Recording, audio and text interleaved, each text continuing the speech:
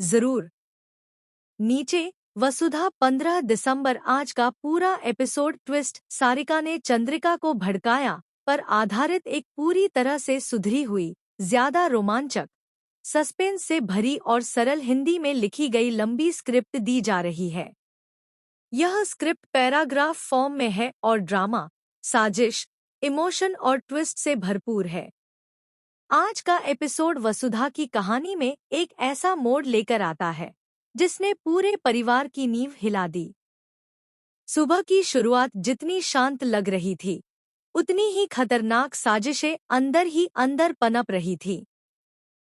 वसुधा अपने कमरे में बैठी थी, लेकिन उसका मन किसी अनजाने डर से घिरा हुआ था। उसे लग रहा था कि आज कुछ गलत होने वाला है। वहीं दूसरी ओर सारिका की आंखों में एक अजीब सी चमक थी, जैसे उसने पहले से ही सब कुछ तय कर लिया हो।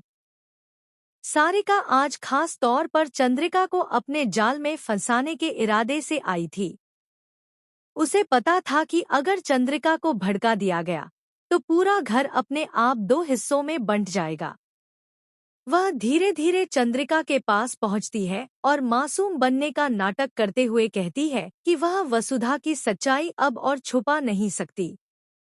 चंद्रिका पहले तो हैरान होती है, लेकिन सारिका की बातों में छिपा जहर उसके मन में शक के बीज बो देता है। सारिका चंद्रिका को बताती है कि कैसे वसुधा हर फैसले में खुद को सही साबित करने की कोशिश करती है और परिवार के नाम पर सबको मोहरा बना रही है। वह जानबूझकर कुछ पुराने किस्सों को तोड़मरोड़ कर पेश करती है। चंद्रिका का चेहरा धीरे धीरे बदलने लगता है। उसकी आंखों में गुस्सा और अपमान साफ झलकने लगता है। उसे लगता है कि शायद वसुधा ने सच में उसका भरोसा तोड़ा है। इधर वसुधा को इस साजिश की भनक तक नहीं होती। वह घर के कामों में लगी रहती है और बार बार सोचती है कि चंद्रिका उससे दूरी क्यों बना रही है। जब भी वह बात करने की कोशिश करती है, चंद्रिका उसे नजरअंदाज कर देती है।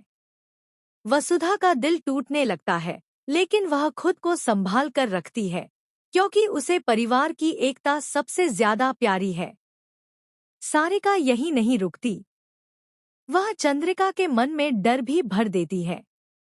वह कहती है कि अगर अभी कुछ नहीं किया गया तो वसुधा घर की सारी जिम्मेदारी अपने हाथ में ले लेगी और चंद्रिका सिर्फ नाम की मुखिया बनकर रह जाएगी।